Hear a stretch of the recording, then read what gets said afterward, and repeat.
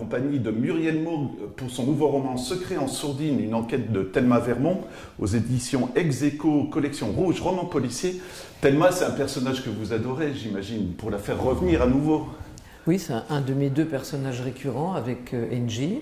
Et c'est vrai que bon, j'ai on va dire une affection particulière pour ces deux personnages-là qui ont des époques totalement différentes, puisque une c'est le passé, l'autre c'est le futur proche. Et c'est un peu plus facile pour moi, ça me laisse beaucoup plus de liberté pour pouvoir créer une intrigue et puis créer un décor autour de ces deux figures féminines assez fortes. Voilà. Vous pouvez nous parler un petit peu de l'intrigue parce que c'est intéressant. Malheureusement, je le dis comme ça, mais on ne pourra pas aller trop loin non plus dans l'intrigue parce qu'il y a des rebondissements. Oui. Mais mettez-nous dans l'ambiance alors, s'il vous plaît. Ben, on se trouve à l'année de l'élection, pour l'instant c'est juste la campagne électorale de John Kennedy, donc c'est en 1960. On se trouve à New York et Thelma Vermont est une détective. Et elle reçoit la visite d'une femme dont le mari a disparu. Et par ce biais-là, on entre un petit peu dans la vie, dans l'époque des années 60. Et il travaille dans une agence de publicité. Et on a également un aspect par rapport, disons, à l'enthousiasme qui commence à s'éveiller autour du personnage de Kennedy. Donc j'ai voulu rendre un petit peu ce que je pense être, puisque je n'y étais pas, l'ambiance de l'époque. Voilà. C'était le côté politique qui vous intéressait, parce que je vais essayer de pas trop en dévoiler, mais on a vraiment l'impression qu'au départ, ça va tourner autour de JFK, plus ou moins finalement.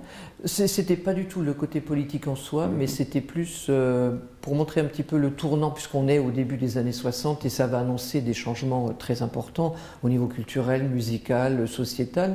Et bon, il faut dire aussi que j'aime beaucoup Kennedy, c'est une figure un petit peu iconique pour moi, et j'avais envie de le mettre en scène sans pour autant faire de politique, ni même avec le recul pouvoir traiter un sujet, puisque c'est vrai quand on n'a pas vécu cette époque-là, c'est extrêmement difficile d'apporter une analyse qui soit une analyse objective, et donc je préférais laisser un petit peu l'ambiance se créer autour effectivement de ces élections.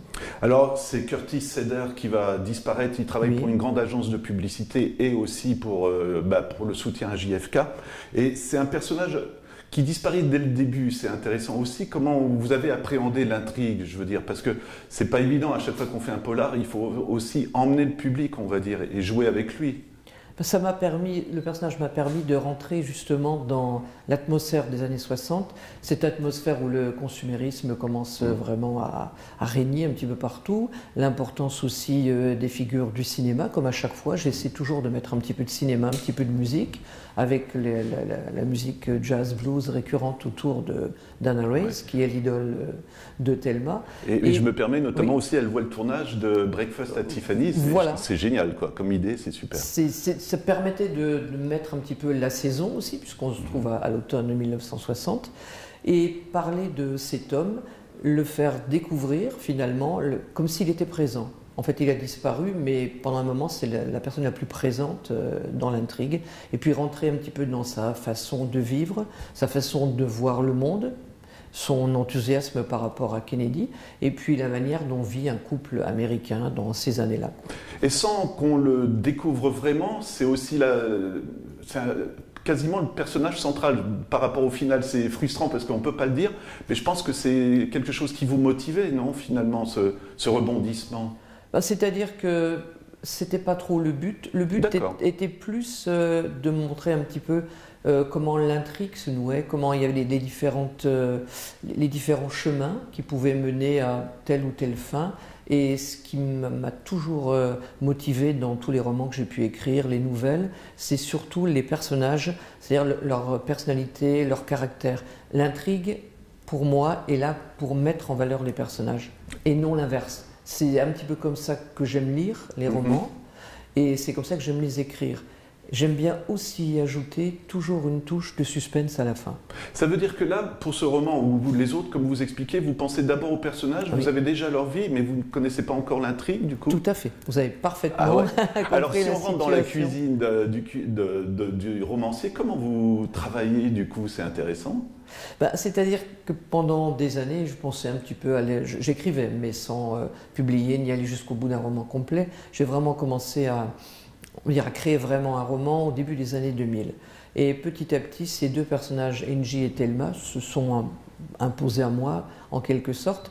Et c'est vraiment leur style, leur vie qui m'ont motivé à écrire ces romans. J'ai écrit aussi quelques romans qui sont ce qu'on appelle des one-shots, c'est-à-dire il n'y a pas de suite, il n'y a pas de personnage récurrent. Et là, c'était encore autour d'un personnage, mais qui n'était pas un personnage, on va dire, fondamental de mon univers. Angie et Thelma représentent, on va dire, le fondement de, grosso modo, tout ce qui m'intéresse. Qui m'intéresse à la fois en littérature, qui m'intéresse au niveau de la musique, au niveau du cinéma, au niveau de la société aussi, sous des aspects totalement différents.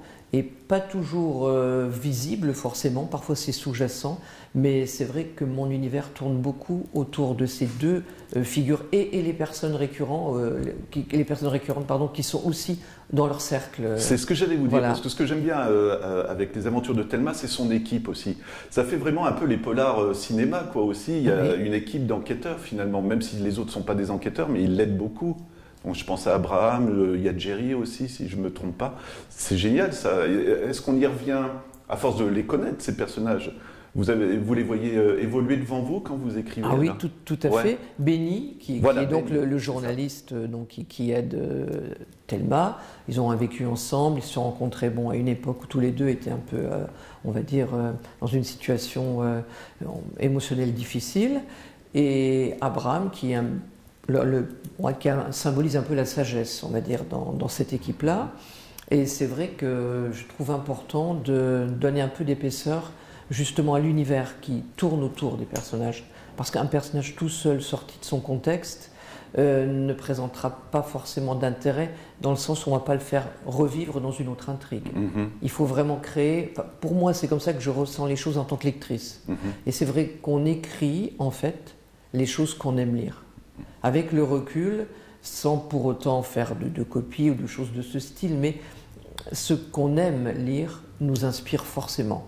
Et en même temps, si on choisit ces romans-là, c'est parce qu'on a envie de lire ça. Donc je pense que pour un écrivain, il y a tout un univers qui tourne autour. On n'arrive pas comme ça tout d'un coup avec une intrigue. Elle prend parfois naissance dans une rencontre, dans un film qu'on a revu, dans un souvenir qui est remonté. Et on crée, et c'est toujours des choses qui, même si on n'a aucun rôle dedans, moi je n'écris absolument rien d'autobiographique, jamais, mais malgré tout, il y a forcément quelque chose à chaque fois, une part de nous qui a fait naître l'intrigue ou bien qui a construit les personnages. Voilà. Alors, il y a différentes intrigues, je dirais, parce qu'on avance jusqu'à ce que Thelma rencontre même des représentants du FBI. Et je trouve ça vraiment bien amené. Mais encore une fois, ça vous semble naturel, vous êtes devant votre ordinateur, vous tapez et vous dites « Ah bah tiens, là on pourrait mettre le FBI, comme ça va donner une autre piste au lecteur ». Comment... Déjà, j'écris une partie à la main. Ouais.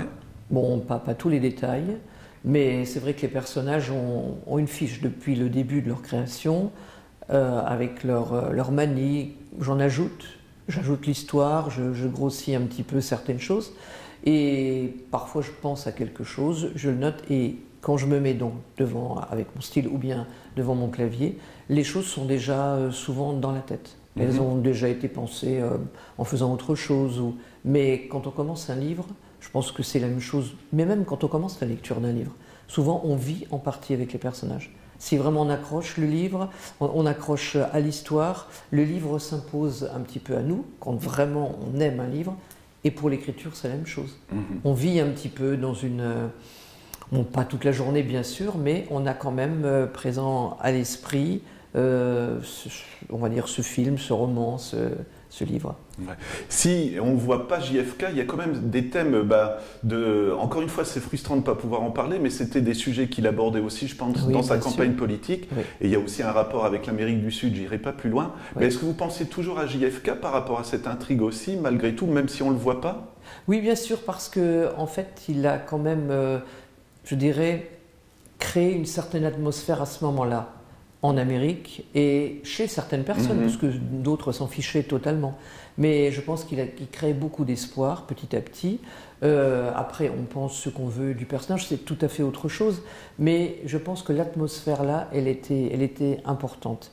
Et c'est vrai qu'au départ, avant de commencer cette intrigue, parce qu'à chaque fois, Thelma ça change d'un an, 2 ans, mais à chaque fois c'est une époque avec quelque chose de fort qui se passe forcément. Et là, 60, Kennedy, je pense que c'était totalement incontournable. Et j'ai pensé presque Kennedy avant de penser l'histoire. Ouais, c'est ce que je me disais. Et j'ai tourné autour parce que j'avais envie que Thelma vive ça à ce moment-là et qu'on puisse aussi le découvrir, nous. Ça va peut-être vous paraître un détail, mais j'ai vraiment apprécié les passages avec le FBI, parce qu'on a toujours les images des hommes en noir qui font des choses dans l'ombre et des choses comme ça. Et finalement, vous mettez presque un visage au FBI, et c'est un personnage intéressant. Est-ce que vous avez aimé l'écrire, ce personnage ou... Ah oui, tout à fait, parce que je pense qu'il y avait chez ce personnage une énorme lucidité. Quant à la situation générale du monde, à la situation générale des gens, et je pense qu'il faisait de son mieux. C'est quelqu'un qui aime son pays, qui a envie vraiment de faire en sorte que tout se passe bien pour tout le monde, mais qui a un côté un peu désabusé qui rejoint celui de Thelma. Parce que Thelma, c'est un peu pareil. Elle fait beaucoup de choses, on va dire des choses avec de l'empathie, c'est presque du social parfois, mais tout au fond d'elle-même, il y a toujours un aspect désabusé que je trouve non seulement intéressant, mais important, qui lui permet de prendre un certain recul et de ne pas tomber dans les pièges parfois d'une grossière manipulation. Voilà. Et ce que j'apprécie encore chez vos personnages, c'est l'épouse Barbara Seder qui a aussi quasiment un passé en commun avec Thelma finalement pour la Seconde Guerre mondiale. Ça aussi, c'est du détail, mais ça te donne comment on va dire, c'est grossier ce que je veux dire, mais de la viande au personnage. Voilà. Ça doit être un plaisir encore une fois de. Et ces personnages, on les quitte pas facilement, j'imagine, non? Non. Et c'est un peu pour ça, je pense, que j'en ai pris 2 récurrents avec leur univers, parce que ça me permet de faire une pause. Thelma, Angie, j'inverse, je change, peu importe, mais j'ai toujours quand même ces gens. Et je pense que j'aurais beaucoup de mal à m'arrêter de faire vivre Thelma et Angie. Par contre, au sein de leur cercle, il y aura forcément des gens qui disparaîtront ou réapparaîtront. Mais je pense que les deux sont on va dire deux socles, 2 éléments fondamentaux d'un univers. Et au fur et à mesure des histoires, et au fur et à mesure du temps, elles ont pris corps. Donc elles existent, c'est un peu comme les idoles qu'on peut avoir, qui ont disparu mais qui sont toujours là. Parce que c'est à des petits détails, quand on regarde les vidéos, quand on écoute la musique, en fait les gens existent si on leur donne vie. Si on pense à eux, si on s'en souvient, si on les crée, il y a forcément, je veux dire, une existence. Et pour moi, c'est au niveau de l'imagination et tout, c'est ce qui fait tout le sel de l'écriture, du cinéma, de la musique. Voilà. Et autre personnage important, bien évidemment, c'est New York aussi.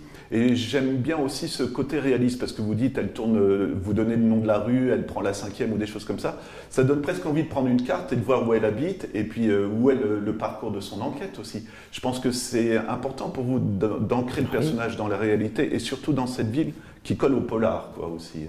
C'est très important pour moi parce que, en fait, que ce soit New York ou d'autres, j'écris, je crois, extrêmement rarement sur des lieux que je ne connais pas. Ça a pu m'arriver d'évoquer, mais Lisbonne a été un petit peu la vedette d'un roman. J'ai beaucoup parlé de Buenos Aires dans l'avant-dernier roman, parce que ce sont des villes que je connais assez bien et que j'aime énormément.